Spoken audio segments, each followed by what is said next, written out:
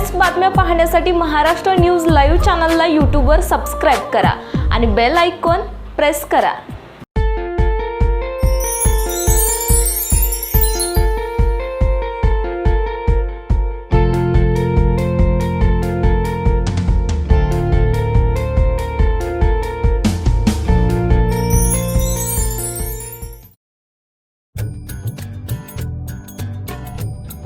Maharashtra news लाईव्हमध्ये मी आपल्या सगळ्यांचं मनापासून स्वागत करतो।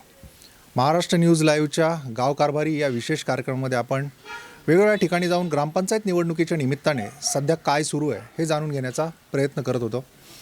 खरं तर गावोगावी गेल्यानंतर आपल्याला एक गोष्ट प्रामुख्याने जाणवली, ती म्हणजे जे गाव कारभारी आहेत ते कोणत्या प्रकारे गावात गेल्या काही काळामध्ये काम करत आहेत किंवा येत्या काळामध्ये देखील ती कशा पद्धतीची कामं करणार आहेत याच्यावरच खरं तर नागरिक हे येत्या काळामध्ये मतदान करणार आहेत। त्याच्यामुळे जे पॅनल्स आहेत त्याचे जे प्रमुख आहेत किंवा एकूणच नेतृत्वाची धुरा कोणाच्याकडे आहे त्याच्यावर खरं तर संपूर्ण गाव हे मतदान करणार आहे। थेऊर गावामध्ये आपण जाणून घेतो आहे की कशा पद्धतीने इथले ग्रामपंचायत निवडणुकीचे प्रश्न आहेत, कशा पद्धतीने इथे विकास कामं झालेली आहेत किंवा काही विकास कामं प्रलंबित आहेत का, याच पार्श्वभूमीवर आपण थेऊर गावातले जे युवा नेतृत्व आहे युवराजजी काकडे यांच्यासोबत बोलणार आहोत आणि त्यांचं जे पॅनल आहे श्री चिंतामणी विकास पॅनल याच्या संदर्भातली त्यांची ध्येय धोरणं कशी आहे, जाहीरनामा कसा आहे किंवा मागच्या काळामध्ये देखील कोणत्या प्रकारची कामं त्यांनी केली आहेत हे त्यांच्याशी गप्पा मारून आपण जाणून घेणार आहोत। हो, गप्पा मारूनच, कारण आपण एरवी खरं तर व्यासपीठावर यायचं म्हटलं तर काहीशी तयारी करून येतो, मात्र हे गप्पा असणार आहेत आणि आपण दिलखुलास गप्पा मारून त्यांच्याशी जाणून घेणार आहोत की कशा पद्धतीने त्यांनी पुढची विकास ध्येय धोरणं मनामध्ये ठेवलेली आहेत आणि ती येत्या निवडणुकीमध्ये इम्प्लिमेंट करण्याचा प्रयत्न करणार आहे। काय सांगाल तुम्ही की आता थेऊर गावची जी ग्रामपंचायतीची निवडणूक आहे ती आता जवळजवळ अंतिम टप्प्यामध्ये आलेली आहे, शेवटचे काही आता 2-3 दिवस राहिलेले आहेत, एकूणच सगळं वातावरण हे ढवळून निघालेलं आहे। एकूणच मागच्या काळामध्ये कशा पद्धतीने कामं केली आहेत तुम्ही आणि ती घेऊन तुम्ही लोकांसमोर कसं जात आहे? मागील 5 वर्षामध्ये श्री चिंतामणी ग्रामविकास पॅनलच्या माध्यमातून आमचे 17पैकी 15 सदस्य निवडून आले होते। त्यानंतर गावातील पुढच्या 5 वर्षाचा विकास आराखडा आम्ही त्यावेळेस तयार केला। तर त्याप्रमाणे आम्ही प्रत्येक वर्षी की पर्यटनाचा ब दर्जा असेल, तीर्थक्षेत्राचा ब दर्जा असेल, ड्रेनेज लाईनची कामं असेल, रस्त्यांची काही कामं असतील किंवा स्ट्रीट लाईटची काही कामं, आज तो आम्ही 5 वर्षाचा एक प्रोजेक्ट तयार केला होता। तर त्या ड्रीम प्रोजेक्टच्या माध्यमातून आम्ही बऱ्यापैकी कामं मार्गी लावण्याचा प्रयत्न केलेला आहे आणि उर्वरित कामं या पुढील 5 वर्षामध्ये आम्ही ती मार्गी लावण्याचा प्रयत्न करणार आहे। मुख्यतः तुम्ही तुमच्या बोलण्यातून एक मला आलं की ब दर्जा मिळवून दिला। खरं तर ब दर्जा म्हणजे काय असतो किंवा आता तुमचं जे अष्टविनायकापैकी एक गाव आहे त्यामुळे ह्या ब दर्जामुळे इथे कसल्या सुविधा मिळतात? हा जो तीर्थक्षेत्राचा ब दर्जा आम्हाला मिळालेला आहे तर ह्या अष्टविनायकातील बऱ्यापैकी गणपतींना मिळालेला होता, त्यातनं थेऊर गावच वंचित होतं ब दर्जापासून। तर त्यावेळेस 2015 साली आम्ही ही ब दर्जाची फाईल तयार करायला सुरुवात केली। साधारणतः एक 2016च्या एंडिंगपर्यंत आमची ही फाईल तयार झाली। त्याला अगदी ग्रामपंचायतपासून तर जिल्हाधिकाऱ्यापर्यंतच्या सगळ्या जे काही परमिशन, तहसील ऑफिस, प्रांत ऑफिस, PMRD या सगळ्या इत्थंभूत परमिशन आमच्या हातामध्ये मिळून फाईल तयार होण्यासाठी आमचे साधारणतः 1.5 ते 2 वर्ष गेले। त्यानंतर 2017मध्ये आम्ही ही फाईल पंचायत समिती, जिल्हा परिषद, PMRD through, collector office through ही मंत्रालयामध्ये बांधकाम भवनला सबमिट केली। त्यानंतर मंत्रिमंडळाची त्याला मंजुरी मिळाली। मंत्रिमंडळाची मंजुरी मिळाल्यानंतर त्यावेळेस आम्हाला 2 कोटी रुपयांचा निधी मंजूर झाला। त्यापैकी 1,30,00,000 रुपयेचे टेंडर होऊन कामालाही सुरुवातही झाली। त्यापैकी बऱ्यापैकी काम भक्तनिवासाचं आता अंतिम टप्प्यामध्ये आहे। लॉकडाऊनमुळे थोडं निधीचा प्रॉब्लेम झाल्यामुळे ते काम थोडं थांबलेलं आहे, पण येत्या काही काळात ते काम चालू होईल। आणि थेऊरला हे गावाच्या मालकीचं भक्तनिवास नव्हतं तर ते आता गावाच्या मालकीचं भक्तनिवासही होत आहे। तुम्ही मला सांगितलं की ब दर्जामध्ये कशा पद्धतीने अष्टविनायकापैकी एक असणारं जे मंदिर आहे त्याची विकास कामं झाली, मात्र ब दर्जासंदर्भात पर्यटन देखील येतं, तर पर्यटनाच्या संदर्भात काय योजना आहेत आणि कशा पद्धतीचं एक प्रकारे आता डेव्हलपमेंट होणार? तीर्थक्षेत्रांमध्ये पर्यटन स्थळी असतात तर त्याच्यामधनं थेऊरचा आपण तीर्थक्षेत्र पर्यटनाचा प्रस्ताव आपण तयार केलेला आहे आणि तो मागील 2 महिन्यापूर्वी माननीय पुणे जिल्हाधिकारी यांच्याकडे सादर केला आहे। तो त्यांच्या कमिटीच्या मीटिंगमध्ये सँक्शन होऊन तो राज्य सरकारकडे जातो, त्यानंतर पर्यटन मंत्र्यांची त्याला मंजुरी मिळते।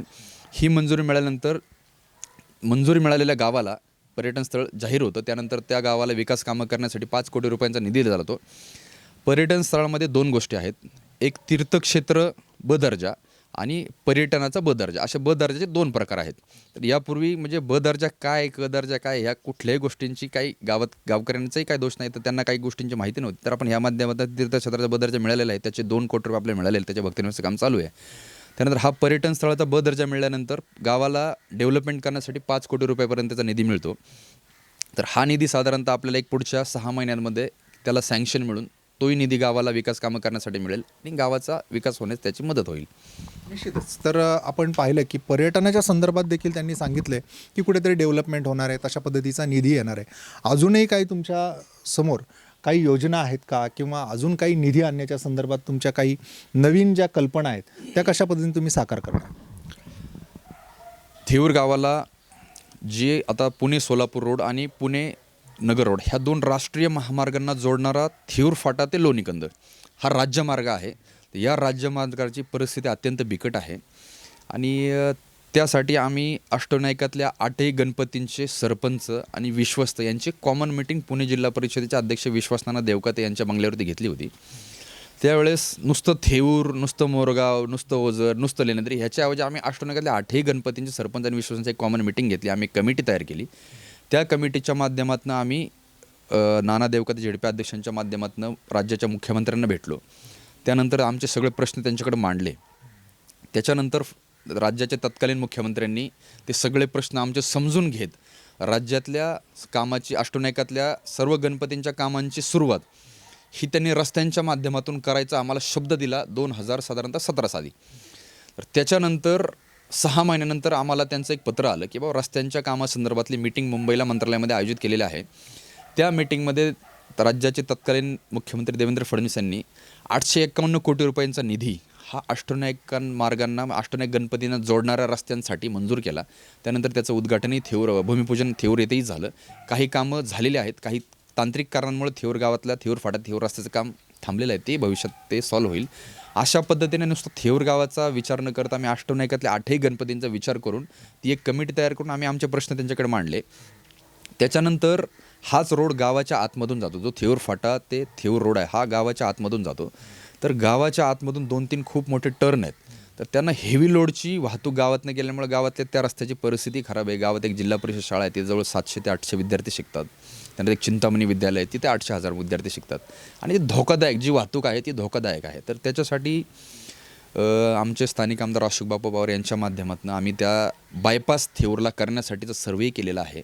गावाच्या बाहेरून हा बायपास कसा होईल, त्याच्यानंतर गावाच्या बाहेरनं बायपास गेल्यानंतर जी गावकरी आहेत किंवा जे येणारे थेऊरला भाविक भक्त आहेत, हेच फक्त गावातील जी हेवी लोडची वाहतूक आहे ती गावाच्या बाहेरून बायपास करून ती गावाच्या बाहेरनं कशी बायपास करता येईल यासाठी आमचा ड्रीम प्रोजेक्ट आहे. तर तोही पुढील 5 वर्षामध्ये थेऊर गावाला बायपास करून आम्ही तो ड्रीम प्रोजेक्ट आमचा पूर्ण करणार आहे. तर अशा पद्धतीने आपण पाहतोय की जे काही व्हिजन आहे ते डोळ्यासमोर ठेवूनच कुठेतरी काम करताना आपल्याला स्वतः युवराज काकडे दिसत आहेत. त्याच्यामुळे श्री चिंतामणी विकास पॅनल जे आहे ते विकासाचा जो काय अजेंडा आहे तोच कुठेतरी पुढे घेऊन जाताना दिसत आहेत. आणि ग्रामपंचायत श्रीमंत कधी होती, ज्यावेळेस आपल्या तर ग्रामपंचायतचं आर्थिक उत्पन्न वाढतं त्यावेळी होती.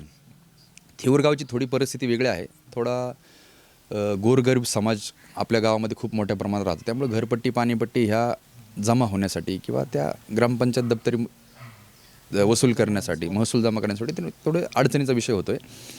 त्यासाठी ग्रामपंचायत श्रीमंत होण्यासाठी ग्रामपंचायत उत्पन्न वाढणं गरजेचं होतं. तर साधारणतः आता आमच्या 12 रूम्स खाली रेडी झालेले आहेत. तर उर्वरित 70 लाख रुपये जे येणे बाकी आहेत, तर त्या 70 लाखामध्ये दुसऱ्याही मजल्याचं काम पूर्ण होईल आणि ग्रामपंचायतीचं उत्पन्न साधारणतः महिन्याला 1.5 ते 2 लाख रुपयांनी वाढेल. तर आपण पाहतो की ज्या पद्धतीने त्यांनी सांगितलं की अष्टविनायकापैकी एक असणारं श्री चिंतामणी हे मंदिर मात्र इथे कुठेतरी ब दर्जा मिळणं गरजेचं होतं. त्यासाठी त्यांनी पुरेपूर प्रयत्न केले आणि तशा पद्धतीने तो ब दर्जा मिळवून आता विकास कामं ही मार्गी लावली जात आहेत. ग्रामपंचायतीचा महसूल जर वाढला तरच कुठेतरी गावातली विकास कामं ही पुढे जाताना दिसतात. जसं तुम्ही सांगितलं की इथे आर्थिक स्तर कमी असल्यामुळे ग्रामपंचायतीचा महसूलही त्या प्रमाणात जमा होत नाही. त्यामुळेच तुम्ही एक नेतृत्व म्हणून इथे कशा पद्धतीने लोकांना देखील मदत करता, कारण आम्ही काही गोष्टी ऐकल्या की इथे तुम्ही लोकांना, दुर्बल घटकांना मदत करता किंवा जर समजा काही योजना असतील, कारण योजना असतात, सरकार योजना आणतं परंतु ते लोकांना माहीत नसतं, तर त्या योजना कशा पद्धतीने तुम्ही लोकांसमोर नेता आणि त्यांना तशी मदत मिळवून देता? 2015 सालापासून या सर्व कामांना मी सुरुवात केली. गेली 5 वर्ष हे अविरत काम चालू आहे. मी किती लोकांना मदत केली हे मला माहीत नाही आहे. माझी एक चांगली सवय आहे का वाईट मला माहीत नाही, पण मी मदत करतो आणि विसरून जातो. अशी कितीतरी लोकं मला भेटली की मी त्यांना मदत केली होती, पण त्या लोकांची नावं माझ्या लक्षात नव्हती. असेच एक थेऊरमधलं एक कुटुंब आलं माझ्याकडं की बुवा ते माझं आयुष्यातला पहिला पेशंट होता. त्या पहिल्या पेशंटला मी 1,50,000 रुपये मिळून देऊ शकलो. त्याच्यानंतर माझा खूप मोठा कॉन्फिडन्स वाढला. मुंबईला मंत्रालयामध्ये जाणं येणं असतं, त्यातनं काही ज्या आरोग्याच्या योजना आहेत त्या आरोग्याच्या योजना तिथं जाऊन थोड्या माहिती झाल्या. त्यानंतर ह्या आरोग्याच्या योजना आहेत ह्या गावातल्या सर्वसामान्य लोकांपर्यंत पोहोचणं शक्य नाही आहे. तर ह्यासाठी मीडिएटर म्हणून काम करणं किंवा त्यासाठी युवक तयार होणं ही खूप मोठी काळाची गरज आहे. तर हीच खूप मोठी काळाची गरज ओळखून मी ह्या ज्या योजना आहेत राज्य सरकारच्या महात्मा फुले जनआरोग्य योजना असेल, राज्यातले काही हॉस्पिटल्स चॅरिटी हॉस्पिटल आहेत तर त्याचं इम्प्लिमेंटेशन होत नाही आहे. तर ते मी मागील 5 वर्षात अनेक हॉस्पिटल आहेत की त्यांनी त्याचं इम्प्लिमेंटेशन केलं नाही. त्याच्यामध्ये महात्मा फुले जनआरोग्य योजनेमध्ये 928,000 बसतात. तर त्याच्यामध्ये 928,000 1,50,000 रुपये पूर्वी मिळत होते. आता त्याची मदत शासनाने 1,50,000 ऐवजी 2,50,000 रुपये केली आहे. त्या 2,50,000मध्ये 928,000वर 100% मोफत शस्त्रक्रिया केली जाते. त्याच्यामध्ये पेशंटला अगदी घरून हॉस्पिटलला यायचं भाडं दिलं जातं. हॉस्पिटलला जेवण प्लस त्यांचे सर्व उपचार प्लस सगळ्या मेडिकलचे जे काय गोळ्या औषधं आहेत तर त्याची सगळी मदत दिली जाते. प्लस त्याच्यानंतर डिस्चार्ज दिल्यानंतर घरी जायचाही खर्च त्या योजनेत दिला जातो. तर ह्या सगळ्या गोष्टी सर्वसामान्य लोकांपर्यंत पोहोचवणं हे खूप मोठं काम मी या माध्यमातून करायचा प्रयत्न केलेला आहे. आणि खूप म्हणजे शेकडो गोरगरीब रुग्णांना मदत केलेली आहे. आणि राज्यातला दुसरा देवेंद्र फडणवीस मुख्यमंत्री झाल्यानंतर त्यांनी एक मुख्यमंत्री वैद्यकीय सहायता कक्ष स्थापना केली. तर त्यावेळी त्यानंतरसुद्धा राज्यातल्या खूप गोरगरीब पेशंटला त्याची मदत त्यातील काही पेशंट हे थेऊरचेही होते. तर त्याच्यामधून आपण अगदी 25,000पासून तर 3,00,000 रुपयापर्यंतची मदत वैयक्तिक मदत आपण काही गोरगरीब रुग्णांना थेऊर असतील किंवा आजूबाजू मी थेऊरसाठी नाही आहे आजूबाजूच्या अगदी उरुळी कांचनपासून तर पुणे सांगली सातारा सगळ्या ज्यांचे मला फोन आले त्या प्रत्येक रुग्णाला मी विदाऊट मदतीचं मोकळ्या हाताने कधीच नाही पाठवलं. फुलाची पाकळी त्यांना मदत देण्याचा प्रयत्न केलेला आहे. तर हा विकासाचा अजेंडा पुढे नेत असताना प्रामुख्याने त्यांच्या डोळ्यासमोर आहे ते म्हणजे इथलं थेऊर गावामधलं श्री चिंतामणीचं मंदिर. आणि या मंदिराला संपूर्ण राज्यातून लोक भेटी देत असतात. त्यामुळे इथे कशा पद्धतीच्या योजना ह्या राबवता येतील, सुविधा देता येतील आणि भाविक भक्तांचा जो काही इथं दर्शनाचा जो काही एकूण इथला अनुभव आहे तो सुखकर होईल या दृष्टिकोनातून ते प्रयत्न करतायत. अजूनही काही या संदर्भात तुमच्या योजना आहेत किंवा आपण भक्त जे इथे येतात त्यांच्यासाठी काही सुविधांच्या संदर्भात तुमच्याकडे काही प्रकल्प आहेत का? येत्या 6 महिन्यामध्ये आपले भक्तनिवासाचं काम पूर्ण होईल आणि त्याचं अनावरण होऊन त्याचा वापर आपल्या सर्व भाविक भक्तांना होईलच.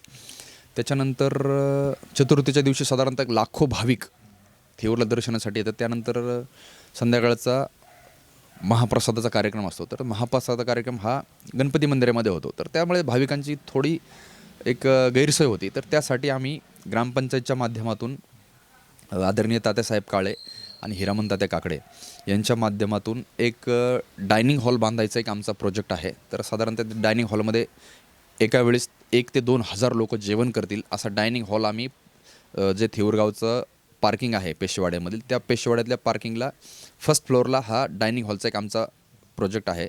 तर त्याच्यानंतर तिथूनच म्हणजे पार्किंगला आल्यानंतर भाविक भक्त तिथूनच ते दर्शनबारीचं एक नियोजित आहे. ती दर्शनबारीतनं ते भाविक भक्त दर्शनाला जातील. कारण आता काय होतं जसे रस्त्यांची कामं चांगली होत चाललेली आहेत तर रस्त्यांची कामं भविष्यात चांगली झाल्यानंतर दर्शनाला येणाऱ्या भाविकांची संख्या वाढणार आहे. तर त्याच्यासाठी दर्शनबारीची खूप मोठ्या प्रमाणात गरज आहे. इतर ठिकाणी दर्शनबारी बऱ्यापैकी झालेलं तर थेऊर त्याला अपवाद आहे. तर त्या दर्शनबारीचंही काम येत्या पुढील काही वर्षांच्या मध्ये आपण ते करतो आहे. आणि त्यानंतर डायनिंग हॉलचं एक नियोजन केल्यानंतर म्हणजे जे काय भाविक भक्तांना महाप्रसाद घेण्यासाठी मंदिरामध्येच जे काही थोडी प्रकारची अडचण होती तर ती सॉल्व आपण डायनिंग हॉलच्या माध्यमातून करतो आहे.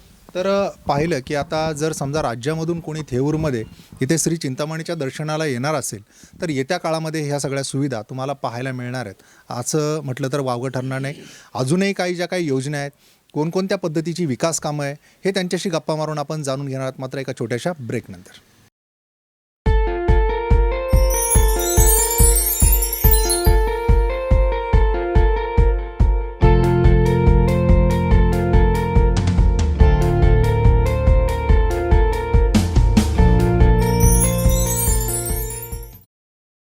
ब्रेकनंतर आपल्या सगळ्यांचं पुन्हा एकदा स्वागत. आपण गप्पा मारतोय ते म्हणजे थेऊरमधल्या युवा नेतृत्व असणारे युवराज काकडे यांच्याशी. आपण त्यांच्याशी गप्पा मारून जाणून घेतोय की कशा पद्धतीने त्यांनी या थेऊर गावच्या विकासासंदर्भात एक डोक्यामध्ये मॅप ठेवलेला आहे आणि त्या दृष्टिकोनातून ते प्रयत्न करत आहेत. खरं तर त्यांना हे काम करताना बळ मिळतं ते म्हणजे या पॅनलचे प्रमुख असणारे हिरामनजी काकडे आणि तात्यासाहेब काळे यांचं. खरं तर जुने जाणते जे नेते असतात तेच कुठेतरी आपल्या अनुभवाचा जी काही शिदोरी आहे ती या युवा नेतृत्वाला देतात आणि पुढं त्यांना त्या पद्धतीने विकास करता येतो. काय सांगाल की इथे कशा पद्धतीने तुम्हाला या विकास कामांमध्ये काही जे काही प्रमुख आहेत, अनुभवी लोक आहेत, त्यांची मदत होते आणि कशा पद्धतीने तुम्हाला विकासाच्या संदर्भात पुढे जाता येतं? आमच्या पॅनलचे प्रमुख आदरणीय तात्यासाहेब काळे आणि हिरामन तात्याकडे यांच्या मार्गदर्शनाखाली ही जी मागील 5 वर्षामध्ये कामं केलेली आहेत ही सगळी यांच्या मार्गदर्शनाखाली गेली आहेत आणि पुढीलही 5 वर्षामध्ये जे काही आपले प्रोजेक्ट आहेत, जे काही ड्रीम्स आहेत आपले, तर ही ह्यांच्याच मार्गदर्शनाखाली करण्याचा माझा आपला सर्वांचा आमच्या पॅनलच्या लोकांचा प्रयत्न राहील. आणि यांचं खूप मोलाचं मार्गदर्शन मागील 5 वर्षातही मिळालं होतं आणि पुढच्याही 5 वर्षात त्यांचं दोघांचंही खूप चांगल्या प्रकारचं मार्गदर्शन आणि यांच्या मार्गदर्शनाखाली ही जी काही पुढची विकास कामं आहेत ती माझा करण्याचा प्रयत्न राहील. तर आपण पाहतो की कुठेतरी जुने जाणती जी लोकं असतात ती जर सोबत असतील तर गावचा विकास करण्यामध्ये निश्चितच आपल्याला मोलाची अशी मदत होताना दिसते. जी काही योजना असते ती कुठेतरी लोकांना माहीत नसते आणि त्याच्यामुळे तुम्हाला ह्या सगळ्या योजना ह्या बऱ्यापैकी माहीत असल्यामुळे तुम्ही लोकांपर्यंत त्या पोहोचवता. खरं तर युवा नेतृत्व हे यासाठीच गावोगावी गरजेचं आहे आणि आज थेऊरमध्ये पाहतोय की तुम्ही कशा पद्धतीने लोकांसाठी पुढे येत आहे आणि एक युवकांचं नेतृत्व कसं असतं हे दाखवून देण्याचा प्रयत्न करताय. परंतु काय होतं की शेवटी विकास कामं करताना गाव पातळीवर काही आरोप देखील होतात. तर विरोधकांचा असा आरोप आहे की कुठेतरी हे घराणेशाही आहे किंवा स्वतःच्या फायद्यासाठी राजकारण केलं जातं आहे किंवा भ्रष्टाचार कुठेतरी होताना दिसतोय. असे सगळे जे आरोप होतात त्या संदर्भात तुम्हाला काय वाटतं किंवा त्याला तुम्ही काय उत्तर द्या? हे विरोधकांचं काम आहे. मी माझं काम अगदी तळमळीने आणि अगदी बेमीच्या देठापासून करतो आहे. ह्याच्यामध्ये माझं कुठलंच वैयक्तिक स्वार्थ आणि कुठं जर 1 रुपयाचा भ्रष्टाचार झाला असेल तर त्यांनी सिद्ध करावं. ते किंवा जनता जी देईल ती शिक्षा भोगायला मी तयार आहे. असं कुठंही 1 रुपयाचा भ्रष्टाचार केला नाही. जर 1 रुपयाचा भ्रष्टाचार केला असता तर मी आज खूप पुढे गेलो असतो. पण असा कुठलाही 1 रुपयाचा भ्रष्टाचार केला नाही. त्यांच्याकडे काय पुरावे असतील तर ते निश्चित त्यांनी द्यावेत. आणि घराणेशाहीबद्दल बोलायचं झालं तर प्रशासनामध्ये जाऊन जर ह्या गोष्टी सगळ्या झाल्या नसत्या, गोरगरीब रुग्णांना मदत असेल, पर्यटनाचा बदल, तीर्थक्षेत्राबद्दल, ह्या प्रशासनात गेल्याशिवाय या गोष्टी होणार नाहीत. प्रशासनात जाणं खूप गरजेचं आहे. प्रशासनात गेल्याशिवाय या गोष्टी होणार नाहीत. आणि माझ्याबरोबरचे जे काही बाकी उमेदवार आहेत हे कुठले घराणेशाहीतनं नाही आहेत. हे सर्वसामान्य कुटुंबातील आहेत. अगदी ते शेतात पाणी धरून, म्हणजे मी काय सांगायची गरज नाही आहे, ते सगळे लोक, जनता ह्यांना सगळ्यांना माहिती आहे. त्यामुळे घराणेशाहीची सुरुवात कोणी केली ह्याबद्दल मला बोलायचं नाही आहे. मला विकासावरती बोलायचं आहे आणि भविष्यातही विकासावरतीच बोलेल मी. निश्चितच आपण पुन्हा एकदा विकासाच्या बाबतच बोलूयात की इथे समजा थेऊरमध्ये मागच्या काळामध्ये कशा पद्धतीच्या समस्या होत्या, त्यावर कशी मात केली आहे. समजा काही आता मूलभूत जे गोष्टी असतात, वीज, पाणी, रस्ते, ते तर आहेतच आहे. मात्र आता हल्ली कचऱ्याची समस्या वाढते किंवा ड्रेनेजची समस्या वाढते. या संदर्भात काही तुम्ही उपाययोजना केल्यात का किंवा येत्या काळामध्ये काय करणार आहात? थेऊर गावातील गावठाण भागामध्ये पाणी, पिण्याच्या पाण्याचा प्रश्न असेल किंवा ड्रेनेज लाईनचा विषय, ते बऱ्यापैकी मार्गी लागलेले आहेत. त्याच्यानंतर थेऊर काकडेमाळा रोड हे जे डेव्हलपमेंट होतं आहे, ह्या रोडला खूप मोठ्या प्रमाणात डेव्हलपमेंट होतं आहे आता सध्या. तर आमच्या या थेऊर काकडेमाळा रोडला ड्रेनेज लाईनचा खूप मोठा एक प्रश्न आहे की आता डेव्हलपमेंट होत चाललं आहे, प्लॉटिंग होतं आहे, घरं वाढत चालली आहेत, लोकांचे वाद होत आहेत की आता आपण पिण्याच्या पाण्यासाठी काकडेमाळे 80,000 लिटरची पाणी टाकी बांधलेली आहे. त्याच्यानंतर खाली दत्तू अण्णा कुंजीर यांच्या वस्तीवरची आपण 80,000 लिटरची पाण्याची टाकी बांधलेली आहे. आता रोजचं 80,000 लिटर पाणी आपण जनतेसाठी देतो आहे. तर हेच पाणी उद्या सांडपाणी म्हणून ड्रेनेजला येणार आहे. तर याची व्यवस्था करणं खूप मोठी ही काळाची गरज आहे. तर पुढील 5 वर्षामध्ये माझा हाच अजेंडा आहे की थेऊर गाव, काकडेमाळा ते थेऊर गाव ही मी 36 इंची ड्रेनेज लाईन करायचा माझा ड्रीम प्रोजेक्ट आहे. आणि साधारणतः 1 वर्ष ते 2 वर्षामध्ये हे काम चालू करायचं माझं नियोजन आहे. त्यासाठी मी मुंबईला सार्वजनिक बांधकाम मंत्री असतील त्यांच्याकडे माझा फॉलोअप चालूही आहे. काय प्रत्येक गोष्ट जर लोकांना सांगायची म्हटलं तर ते लोकांचं साहजिक अपेक्षा किंवा कधी होईल, किती दिवसात होईल, तरी साधारण ते काम आता मंजूरच्या प्रोसेसमध्ये आहे. काकडेमाळा ते थेऊर गाव हा ड्रेनेज लाईनचा विषय पुढच्या 5 वर्षाच्या आतमध्ये सुटलेला असेल. त्याच्यामध्ये नुसतं थेऊर, काकडेमाळा, तारमाळा हे नाही, काकडेमाळा आहे, बारीकवाडी आहे, कुंजीर वस्ती आहे, तारमाळा आहे, पुढे गेले की बोडके वस्ती आहे, पुढे गेले की भीमनगर आहे, भांडेवली वस्ती आहे, त्याच्यानंतर गणपती मंदिराचा परिसर आहे. अशा 8 ते 10 वस्त्यांचा पाण्याचा प्रश्न या ड्रेनेज लाईनच्या माध्यमातून सुटतो आहे. आणि याच्यानंतर हे ड्रेनेज लाईनचं पाणी आपण नदीमध्ये सोडतो आहे, तर केंद्र सरकारची एक योजना आहे. जसं गंगा पुनर्वसन प्रकल्प केंद्राने राबवला, तसंच सर्वच राज्यातल्या देशातल्या नद्यांचं पाणी हे जे काय आता परिस्थिती खराब होत चाललेली आहे, तर ते सुधारित व्हावं किंवा त्यांचं एक शुद्धीकरण व्हावं, तर याच्यासाठी केंद्र सरकार नदी संवर्धन प्रकल्पासाठी 5 कोटी रुपये देतं. तर त्याच्यामधनं हे जे ड्रेनेज लाईनचं पाणी ज्यावेळेस आपली योजना पूर्ण होईल त्यावेळेस आपण हे नदीमध्ये सांडपाणी सोडणार नाही आहे. त्याचं STP प्रोजेक्टच्या माध्यमातून त्याचे गावासाठी 5 कोटी रुपये मिळतात. त्या STP प्रोजेक्टच्या माध्यमातून ते पाणी 50% ते 70% फिल्टर करून ते पाणी आपण नदीमध्ये सोडतो आहे. म्हणजे नदीचंही प्रदूषण या माध्यमातून अजिबात होणार नाही याची आपण काळजी घेतो आहे. आणि त्याच्यानंतर ते पाणी विकलंही जातं. जे काही उद्योग आहेत, तर आपल्या परिसरात उद्योग थोडे कमी आहेत, तरी उद्योग आणण्यासाठी भविष्यात आपला प्रयत्न आहे. तर ह्या उद्योगांना हे पाणी विकलं जातं. असाही प्रोजेक्ट आहे की त्या ड्रेनेज लाईनच्या पाणी फिल्टर करून STP प्लॅन्टच्या माध्यमातून ते पाणी फिल्टर करून अशा काही कंपन्यांना देऊन त्याच्यातनं काही आउटपुट किंवा इन्कम गावाला ग्रामपंचायतीला मिळेल का, त्याच्यातनं गावाच्या ग्रामपंचायत महसूल वाढेल. आणि हाच महसूल वाढल्यानंतर आपली ग्रामपंचायत श्रीमंत होणार आहे. हेच 2 रुपये ग्रामपंचायतला मिळाले तरच आपण गावातल्या वाड्या वस्त्यांच्यावरचे रस्ते, लाईट, पाणी या सुखसुविधा देण्यासाठी प्रयत्न भविष्यात होईल. त्याच्यानंतर हाच ड्रेनेज लाईनचा विषय सॉल्व्ह झाल्यानंतर आपण थेऊरगाव ते काकडेमाळा हा एक रस्त्याचा एक विषय आहे. तर गेली अनेक वर्षापासून सर्वच नागरिकांची मागणी आहे की रस्ता मोठा व्हावा. आता रस्त्याला एक गाडी गेली की दुसरी गाडी रोडच्या खालून जावी लागते. आणि काही लोकांची खूप दिवसापासूनची मागणी होती की बाबा हा रस्त्याचा विषय लवकरात लवकर मार्गी लावा. तर यासाठी मी PMRDकडे याची मागणी केलेली आहे. तर साधारणतः 1.5 ते 2 कोटी रुपयांची तरतूद येत्या 1 वर्ष 6 महिन्यामध्ये होईल. आता कोरोनाच्या लॉकडाऊनमुळे ते सगळ्याच गोष्टी विकास कामांच्या थोड्या 6 महिने 1 वर्ष पोस्टपोन झालेल्या आहेत. तर हाही प्रश्न रस्त्याचा ड्रेनेज लाईनचा विषय मार्गीनंतर साधारणतः 15 फूट डांबरी आणि 5-5 फूट साईड पट्टे असा थेऊरगाव ते काकडेमाळा हाही रस्ता पुढच्या 5 वर्षामध्ये प्रशस्त झालेला असेल. जर दळणवळणाच्या सुखसुविधा वाढल्या तरच रस्त्यांना, जागेंना, प्लॉटला, घरांना आपली किंमत होईल. या पद्धतीने हाही रस्त्याचा विषय आम्ही पुढच्या 5 वर्षात मी मार्गी लावण्याचा 100% प्रयत्न करणार आहे. तर आपण पाहिलं की कशा पद्धतीने गाव पातळीवर जे काही विकासाचा गाडा आहे तो पुढे नेताना इथे थेऊरमधलं जे युवा नेतृत्व आहे, युवराजजी काकडे हे आपल्यासमोर एक व्हिजन ठेवत आहेत. खरं तर आपण पाहतो की गावोगावी कशा पद्धतीने असुविधा आहेत. गावं, खेडी ही कुठेतरी दुर्लक्षित राहत आहेत आणि त्याच्यामुळे गावखेड्यांचा विकास होणं अत्यंत गरजेचं आहे. त्यासाठी असं युवा नेतृत्व हे गावोगावी पुढे येणं अत्यंत काळाची गरज आहे, म्हटलं तर वावगं ठरणार नाही. आज आपण थेऊरमध्ये होतो.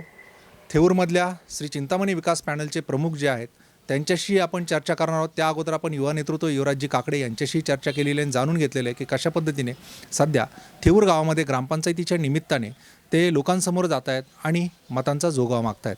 जाता जाता मी तुम्हाला एक छोटासा प्रश्न विचारतो की तुम्ही काय सांगाल की या निवडणुकीचं तुमचं थोडक्यात काय विजन असेल आणि लोकांनी तुम्हाला का निवडून द्या? विकास काम हेच विजन आहे. मागच्या 5-10 वर्षांमध्ये जो काही गावाचा विकास कामांचा बॅकलॉग राहिलेला आहे, हाच बॅकलॉग या माध्यमातून भरून काढायचा आहे. आणि ही माझी नाही, ही जनतेची मागणी आहे. ही जनतेची मागणी असल्यामुळे ही जनतेची मागणी पुढील 5 वर्षामध्ये पूर्ण करून विकास हाच एकमेव अजेंडा आमच्याकडे आहे आणि हाच अजेंडा घेऊन आम्ही या निवडणुकीला सामोरं जाणार आहे. तर त्यांनी सांगितलं आहे की विकास हा एकमेव अजेंडा घेऊन आम्ही या निवडणुकीला सामोरं जातो आहे. गाव कारभारी या कार्यक्रमामध्ये आज आपण जाणून घेतलं थेऊर गावामधलं हे सगळं चित्र.